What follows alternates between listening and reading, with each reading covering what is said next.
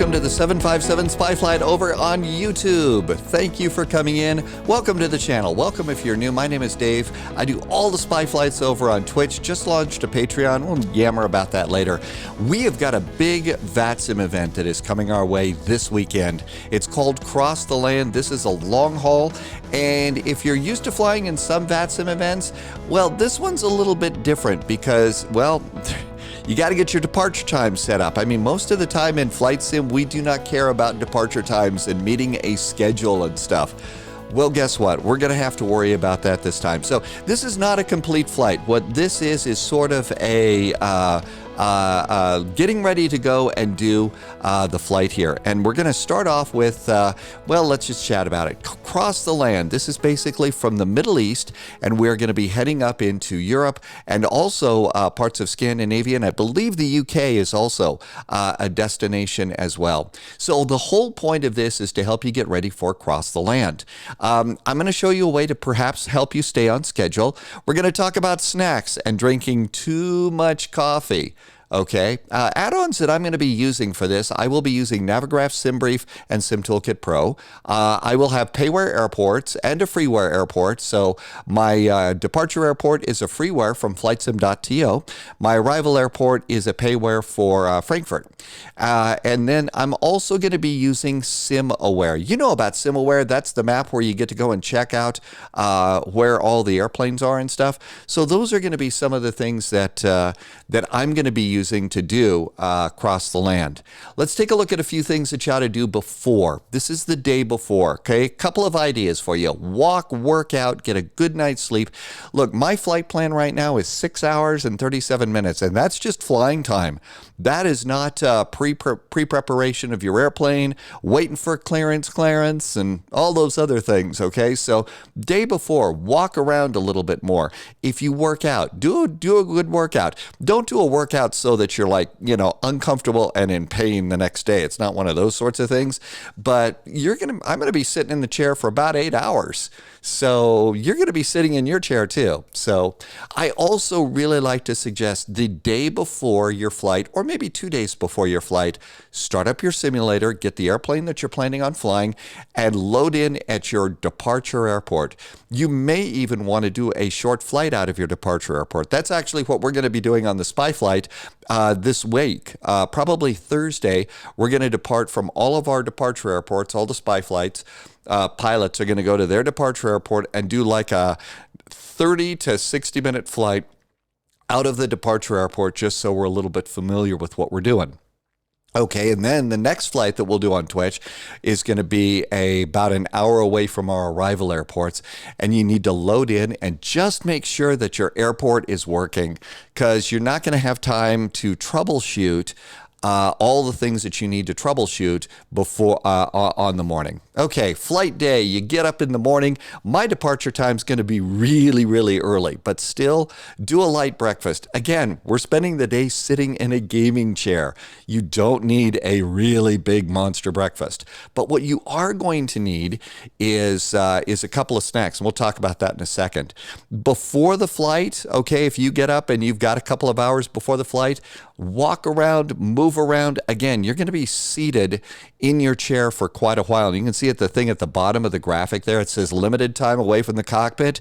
You know, on VATSIM, when you call in and say, Chicago Center, United 441, requesting 10 minutes away from the cockpit. Okay, you're really going to have limited opportunities to do that in this flight, especially if you have a big breakfast, a lot of coffee and stuff like that. You're not going to be able to do that until you're well out of the airspace, and we're probably going to get bumped along the way. So let's also talk about small coffee and beverages. Let me reach over here and get a couple of things. And big camera here for a second. So if you've watched the spy flight, you know that I keep one of these small little mugs, and this is one of those mugs that has an inductive heater on the bottom, so it sits on a electric pad, and it keeps my coffee hot. Very, very nice. Well, you know, I'm not going to be getting up and stuff, so one of the things I went and did is I bought a small thermos. And this is a small, it's not heated or anything, but it will keep the coffee hot for most of the day. It's also not big. Okay. Again, limited time away from the cockpit. Not going to be able to just run over and recycle coffee all that often. So one of the things I'm going to say is a small thermos of coffee that keeps it hot. It doesn't have to be coffee. It could be your favorite beverage.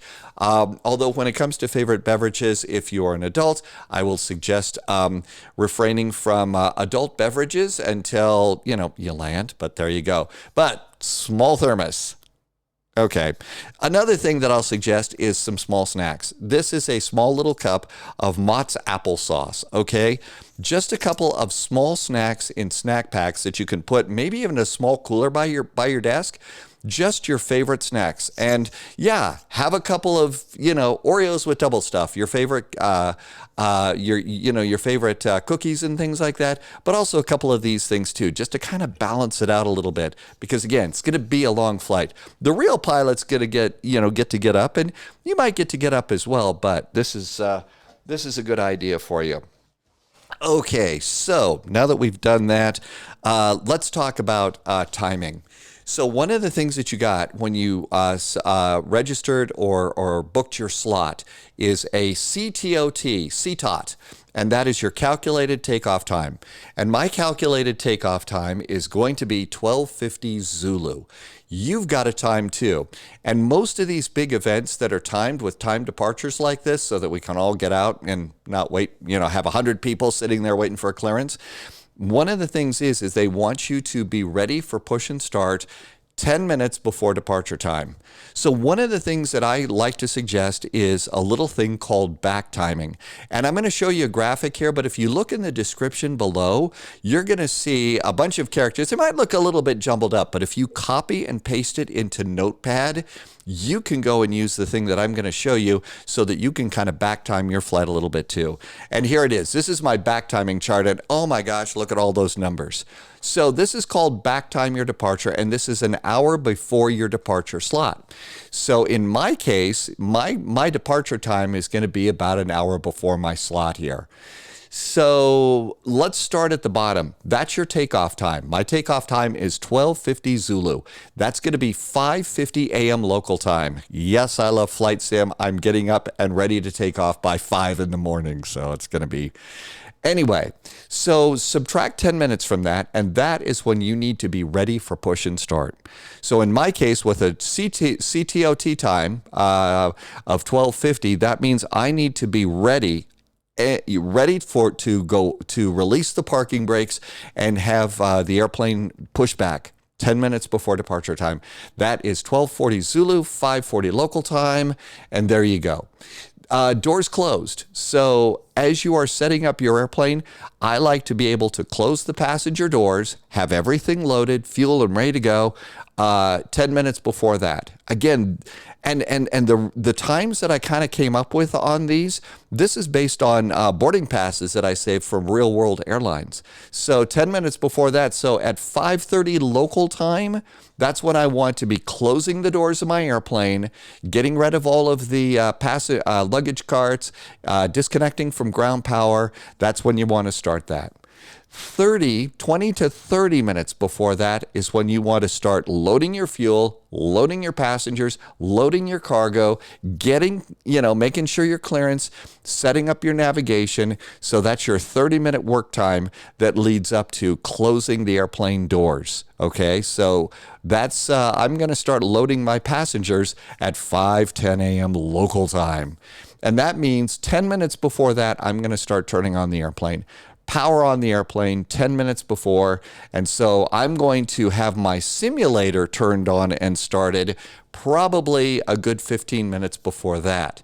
So you can go and take that chart if you cut and paste it into NotePad, and you can back time your own. Now I'm also going to check and make sure that my departure times are correct. And the way that I like to do that is I like to use Sim Toolkit Pro, and it's kind of hard to see. It's down here at the bottom. Let's squeeze this down just a little bit, and I'm also going to get rid of these charts. So here we all are, and at the bottom of this, right down here, it says that the current time here is 1700 Zulu. It's 10 o'clock local time. It's so you can do a little bit of math and figure out when your departure time is. This is what I use as my Zulu clock right here. So that's one of the things that I'll suggest for you is to use that for your Zulu clock as well. Okay, so there's the Zulu clock, and you can go and figure out your back timing.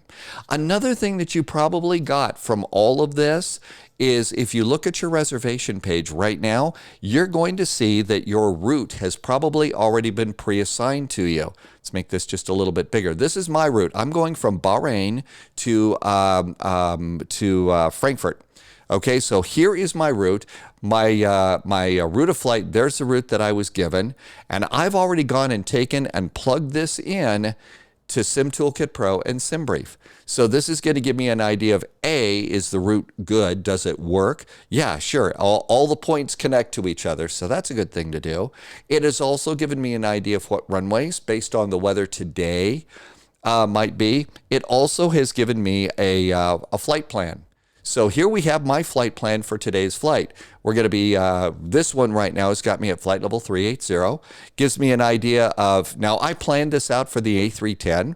So for the A310, it's 31.4 kg of fuel. So Mach 0.80. This is also going to give me my flight time. Holy cats, 7 hours gate to gate.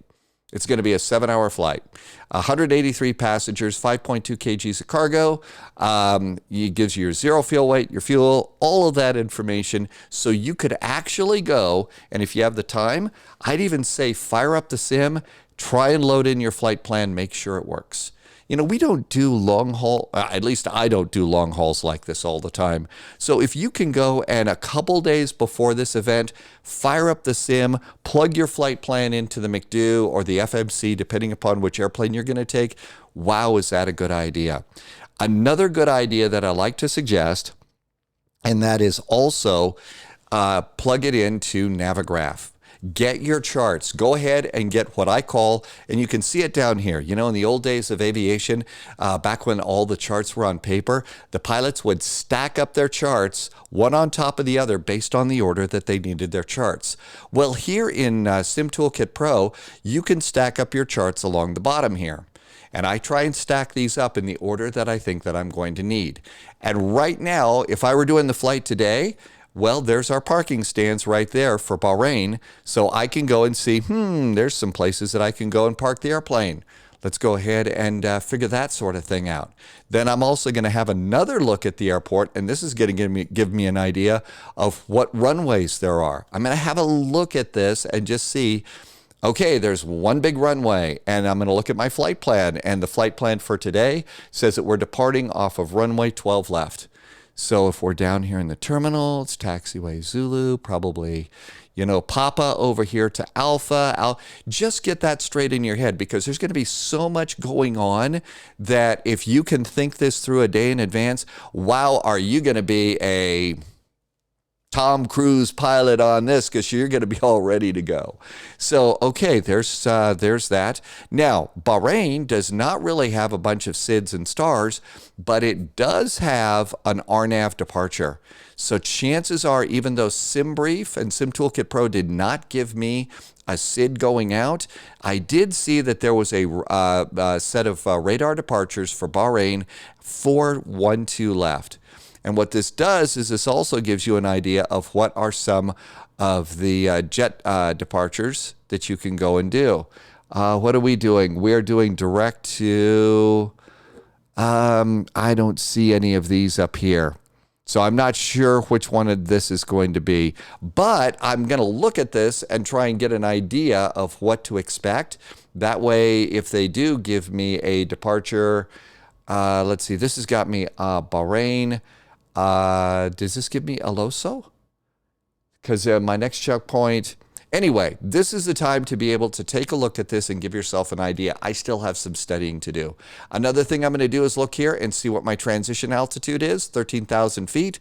I'm also going to look down here and see initial climb clearance, jets, 4,000 feet.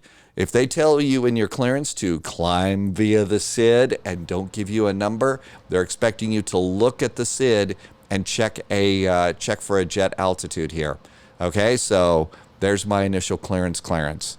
So the other thing I'm going to do is take a look at the airport that I'm coming into. And SimBrief, again, did not give me a SID or a star on this one. Well, actually, it wasn't SimBrief. It was the people that came up with my route.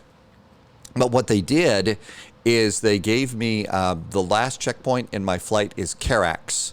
Yeah, Carax is my last checkpoint.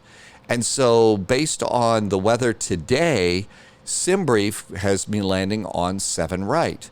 So I went and I decided, okay, let's go ahead and look at the Carax star to get me into runway 7 right. And here it is. So I'm going to be able to come on in here and see, okay, there's Carax. So we come over here to Giedern.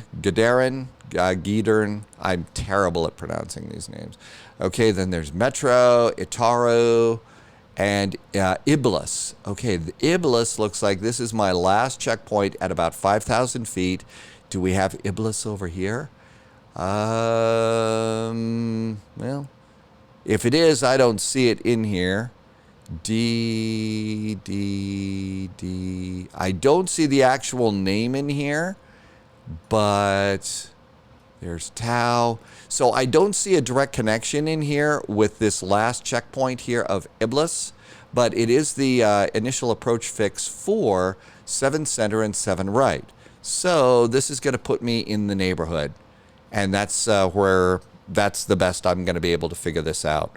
Let's also look here and get the platform altitude. I also call it the final plunge altitude. And it's going to be 4,000 feet. So that'll be our final altitude probably before we start our main descent into the runway. Category 1 minimums, 5,280 feet. And then as we continue to look around here, okay, we're going to be on runway 7 right. Another thing that I'm going to do, this is going to be a big VATSIM event. There's going to be a couple hundred other people flying along with me, and sometimes things don't go according to plan. I'm also just going to have a quick look, missed approach, climb straight ahead, turn right, intercept, outbound, maintain 5,000 feet. So basically they're saying missed approach, head on out here, it's going to be a right turn. Okay, so and then you go to the read VOR. So we're going to come out here and go to the read VOR, and there's a hold at the read VOR. Just in case, there's a better chance on an event like Cross the Pond and Cross the Land that you're going to get to do holds and missed approaches. So that's one of the things to take a look at on your flight too. Next thing, we're coming in on 7 right. We're going to come on over here and looking on in. Okay, 7 right, good long runway. We've got 1, 2 high speeds here off to the left. We've got the Mike 7 going into the terminal. We've also got a taxi overview chart to give us an idea of where to hold. There's the Mike taxiway. There's Mike 13, Mike 19. They could have us make a turn back here onto Mike 11 and go into the terminal. And then over here, we'll also just see, okay, there is Mike 10. There's Mike 4. Probably I'm going to get Mike 14 in here. And so that's going to take me. And generally, I usually park in this general area here. So, okay, there's a really nice rundown over on the the flight, and that's just a good thing to have in the back of my head. The next thing I'm going to do is, like I had mentioned earlier, I'm going to have SimAware in a browser just off to the side and ready to go. This is going to be real helpful. One of the things you can monitor with SimAware is you can come into your arrival airport. Look at that, Frankfurt ATIS right now. So you can, as you're approaching, you can keep an eye on the ATIS and see what runways they're using. So right now, approach runways 7 right, just like SimBrief gave me. So you can go, and as you're approaching your airport, you're going to be able to get your ATIS a lot sooner rather than later. And that is really just about it. So one of the things we'll do on the spy flight this week is on Thursday, we're going to take the airplane that we're going to be flying. We're going to go and do a departure. So in my case, I'm going to be departing out of Bahrain. So I'll be look at this. They've already got a couple of airports. Egypt Cairo control is already up. And so you can see some of the Middle East is already starting to get up and do a little ATC and get frosty. So one of the things I'll do is I'm going to do a departure out of Bahrain. And that's going to be my first flight on Thursday. And I'm going to just choose an airport that's an hour away. So we'll probably go to Cairo. Bahrain to Cairo is going to be my flight. If your departure point's a different one, you can fly along with us, but then also do your own flight. After we get into Cairo, then we're going to come up here. And okay, if we're coming into Frankfurt, I'm going to take off from Lugano or Geneva. Geneva to Frankfurt would be a great flight. That way I could just do a little flight into the airport that we're doing. These are just some of the things that you can do to prepare and be ready for a monster event like Cross the Land and Cross the Pond. The last thing that I'll politely suggest is patience. No, but okay, I know, I get it. This is the internet. We are not patient people. But there is going to probably be 1,200. See, currently, SimAware is tracking 969 flights. There could be anywhere from 1,000, 1,200, 1,500 people flying. It is going to be jammed with simulated airplanes. So a little bit of patience is going to go a very, very long way. And I know I said it was the last thing. Another thing to do is to keep an eye on your page for your reservation. Some of the airports might actually put out a PDF packet. I know they do it on Cross the Pond. I would guess that they'll do it in Cross the Land too. Look for it a day or two before departure time. A PDF file for the departure procedures for your airport and another one for the arrival procedures. And I would take those PDFs and I would save them to your desktop so that they are ready to go. And that's pretty much it. Those are the things that I think are the things that might help you get through the Cross the Land. If this is your first Cross the Land, just the one thing to do is be patient. Realize that you're going to get on the radio and you're going to stumble around a little bit on the radio. Hey, real pilots stumble around on the radio. I do it all the time. You're not there to do an Academy Award-winning performance on the old microphone. Just get it done. And the last thing, I hope you have a really good time. These events are an awful lot of fun. First of all, you're flying around the sim skies with 1,500 of your friends trying to do a really good job of flying around. And hopefully that's something that you're going to enjoy. And I will look forward to seeing you. I'm live streaming over on Twitch that whole flight. And if you wanted to, head on over to Twitch. We fly every day 1900 Zulu. And that's 2 o'clock Eastern time in the U.S. So we fly every day. Come on in. If you've got questions, the Spy Flight is one of those live streams where questions from new people are 100% welcome. We will never laugh at you for your question. You can laugh at me for my answer, but there you go. And there we are. I think we're kind of done. I've also recently launched a Patreon page. If you liked the video that you saw, I sure hope that you'll consider hitting the like button. Sharing it with a few friends also really helps me out. And if you really want to help out, come on over to Twitch and join the fun over there. And you could also help me out a little bit as I launch that Patreon page. And in the meantime, it's time for a cup of coffee, and it's time for me to go and start walking around and do some workouts so that I am ready to go for Cross the Land. I hope that you are having a really great week so far this week. I am looking forward to seeing you on Cross the Land. As I always like to say on Twitch, stay healthy, stay safe, and cheers.